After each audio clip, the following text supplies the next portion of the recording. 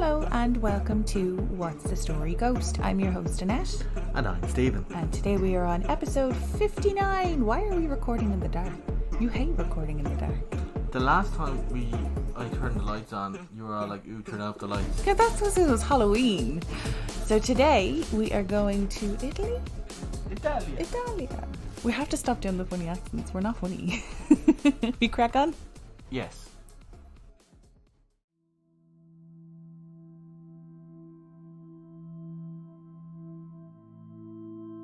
There are more than a few places in the world that just call out to ghost hunters and thrill seekers looking to catch a glimpse of something otherworldly or something that'll scare the holy bejeebies out of them. And though these places are covered with no trespassing and do not enter signs, it's like asking these people not to breathe. They have to see the haunted house, the old asylum or the abandoned underground metro. And really, if they wanted to keep people out of these places, you would think that they would have the sense to tear the place down or add a tad bit more security. But then there are places that you just cannot go, like Snake Island. But really, I don't know anyone who would actually want to go there except maybe zoologists or biochemists, which is probably for the best because the Brazilian government have no time for your shenanigans. Or Bohemian Grove in California. Never heard of it?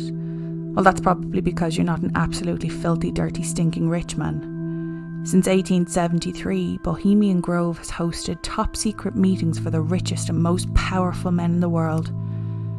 The secrecy, symbolism and rituals of the group have been more than controversial, to say the least, since its inception. I dread to think what might happen if they caught you trying to catch a glimpse, because I doubt it would be a slap on the wrist. But today I'm going to take you to Poveglia Island. There is a G in there, but I consulted my Italian friend and he said the G is silent.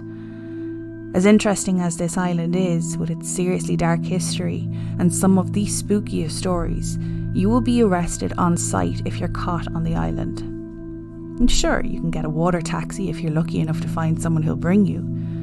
But once you're on shore, they're gone, until you call them to come back, and even then there's no guarantee. Not because they're inclined to just abandon tourists, it's because the phone coverage is spotty at best. This is not the kind of island you want to be stranded on. The island is first mentioned in 421 during the downfall of the Roman Empire. During this period, many fled to Poveglia for protection against barbaric invaders. Due to its small size, enemies didn't invade the island. After that, for centuries, a small group of people lived there in peace. Until 1379, officials forced the residents of Poveglia Island to move to a different island in the Venetian lagoon.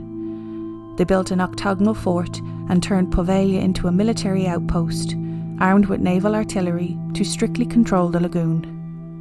Then later in 1777, it became a checkpoint for all that entered Venice by ship. So far, this little island has seen people come and go and been home to some and shelter to others. But less than 20 years later, it all kind of went downhill. In 1793, several cases of plague were reported on ships coming to Venice. Those who showed even the slightest symptom of the disease were sent to Poveglia to quarantine for fear of spreading it. Fun fact, the word quarantine came about because of Poveglia Island. Quaranta is 40 in Italian. Those who showed signs of the plague were forced to spend 40 days on the island before they could get into the country. Quaranta, quarantine, you see where I'm going with this. But sending the patients to the island was like giving them a death sentence. The island became a larazzo, an open-air cemetery. In the tiny island's history, it housed 160,000 plague victims. Those who died from the disease were either buried or burnt there. But even those who showed slight symptoms would be burnt along with them, as they were considered as good as dead.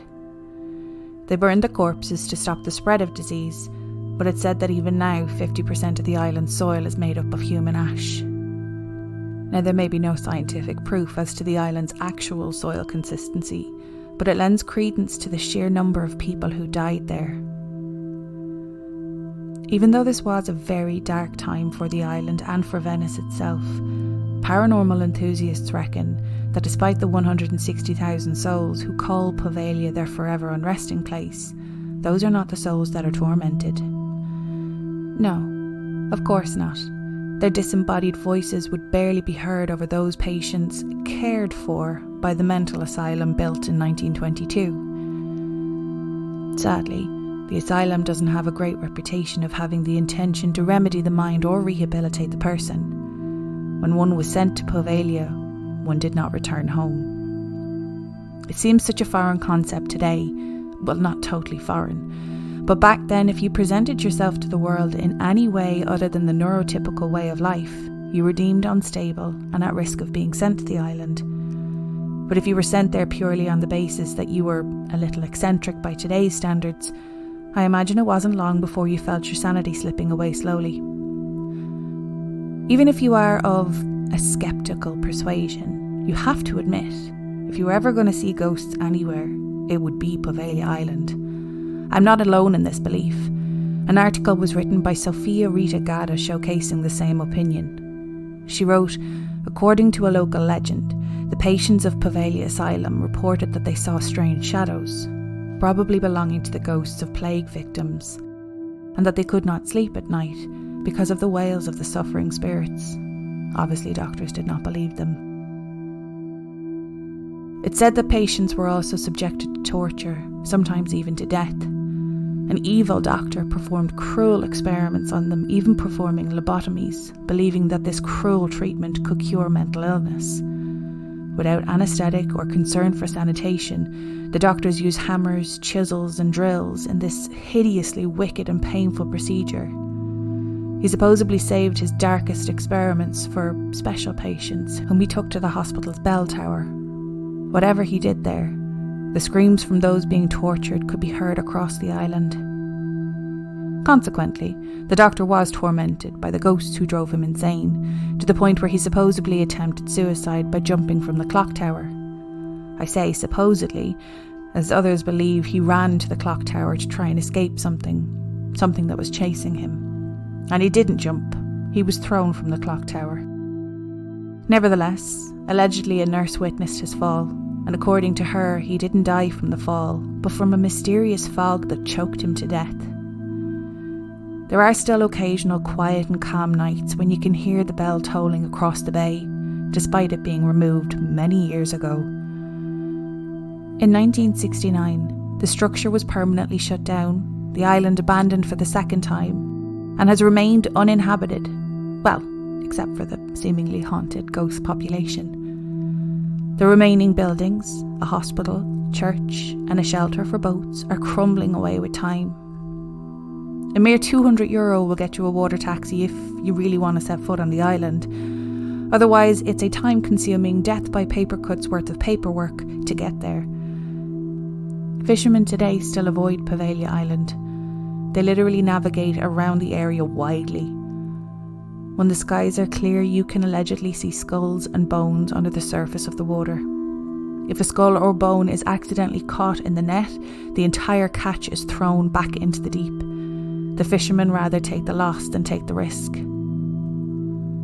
It is said that fishermen occasionally hear screams and moans coming from the island, as well as the bell tower, which of course makes no sense because again, the bell itself was removed years ago.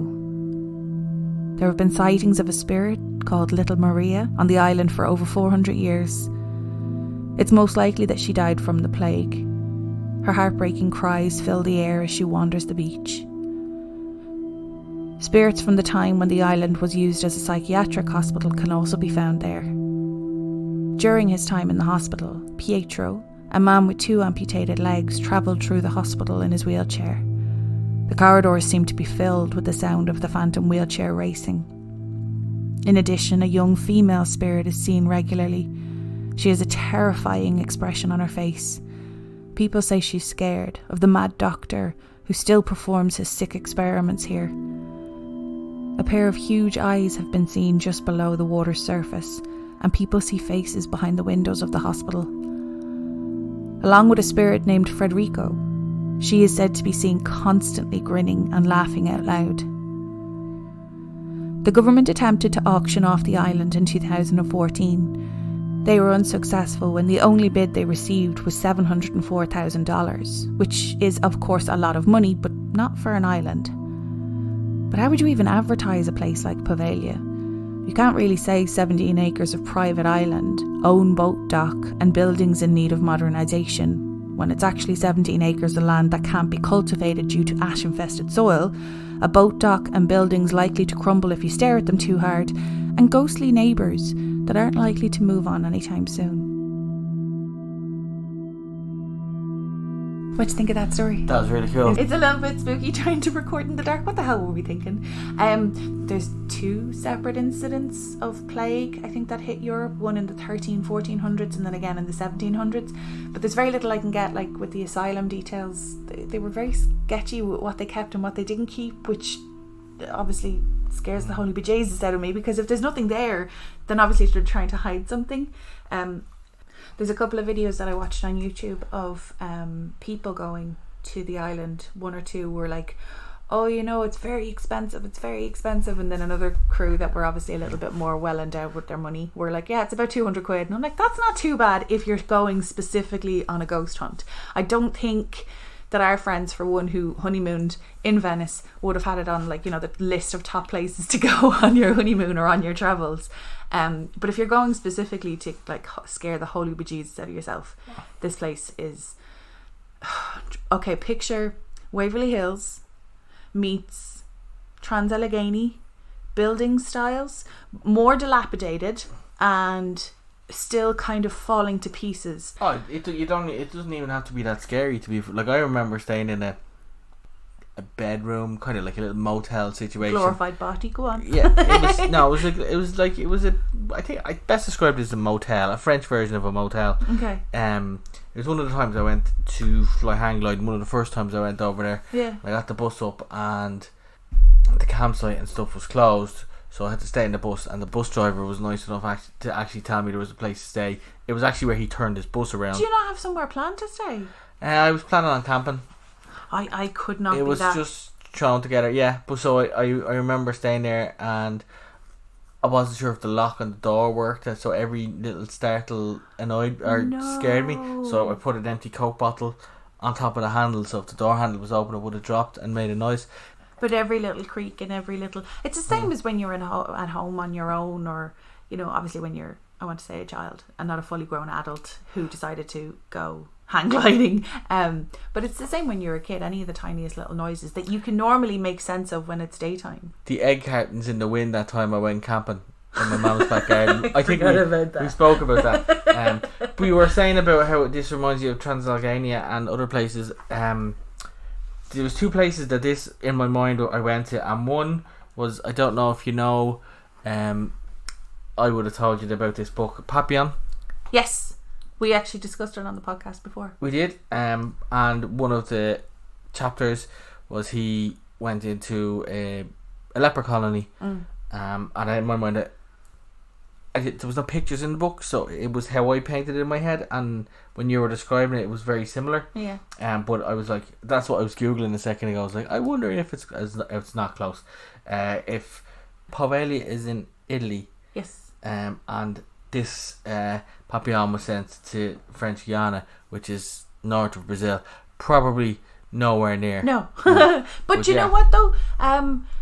The plague wiped out, I would say, there's no official figures because it was too hard to take a census. I mean, you didn't even know if you could knock on somebody's door in case the house was afflicted. But I'd say Europe lost, correct me if I'm wrong, maybe anywhere from 30 to 50% of its population.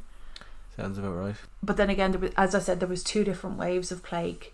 And what they did learn about disease control, what they learned from the first plague that they didn't quite get until the second plague, was once a body's dead, burn it. Same as what we discussed last week, mass graves and stuff like that. Only they weren't just burying people, they'd have dug a hole and piled people in there and burned it.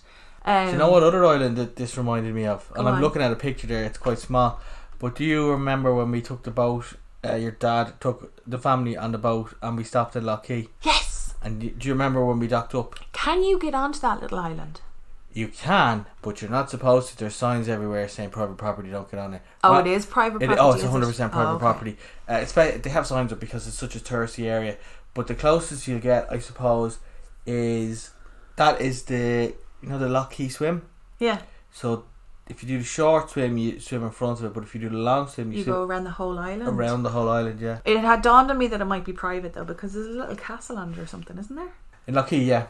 Is it ruins or is it like fully It looks functional? like a ruins castle.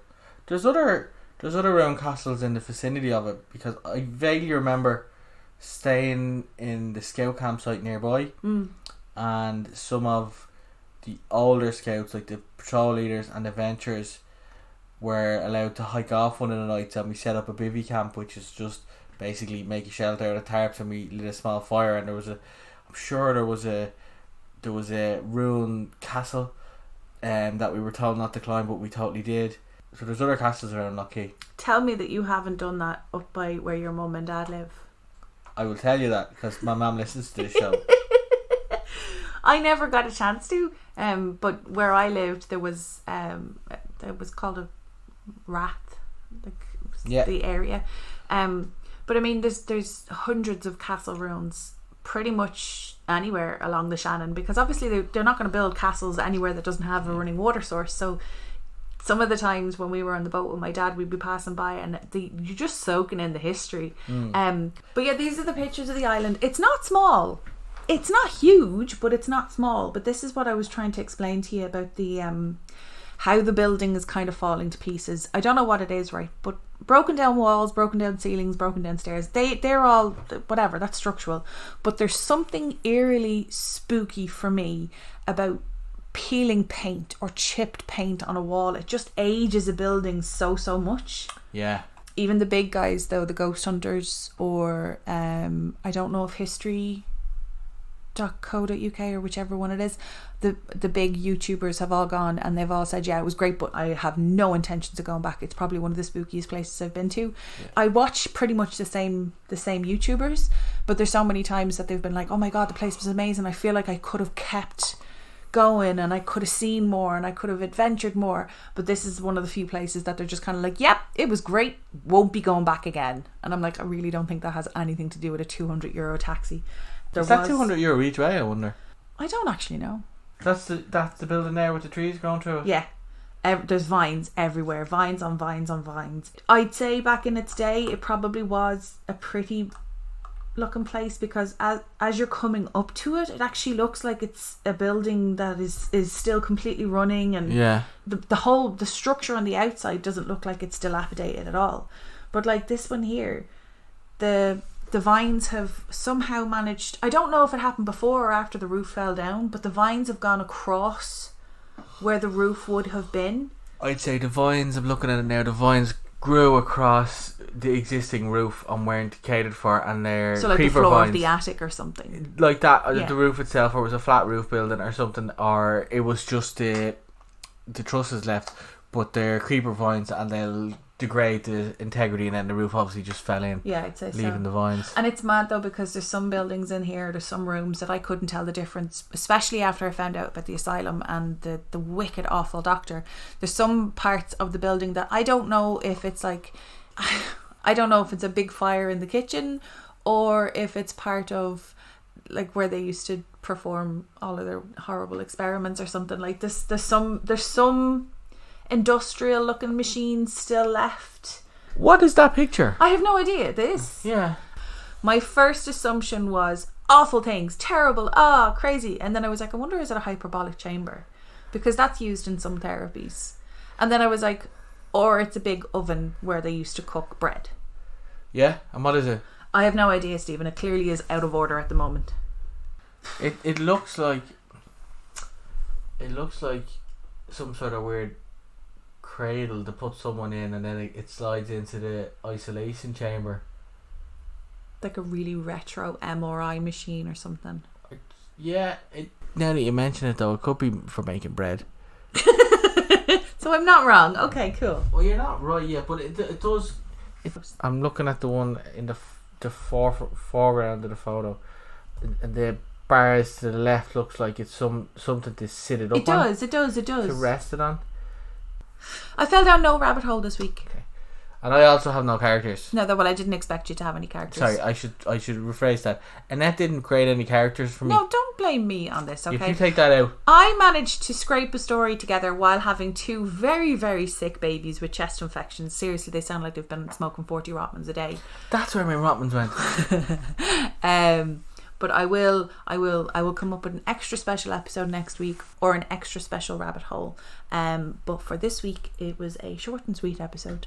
I was nice enough not to do this episode the week after our best friends came home from their honeymoon. I didn't think that would be totes appropriate, so I think I left an appropriate amount of distance between. Yeah. Yes. Okay, cool. We finished up there? Say words. Okay. So thank you so much for listening to today's episode. Our socials, as always, our Instagram is What's the Story Ghost, and if you have any personal stories you would like to share, our email is what'sthestoryghost@gmail.com. And those are all my words. Exit jingle. Exit jingle. We don't talk about Bruno. Whoa, whoa. I don't want to sing anymore because I'm really bad.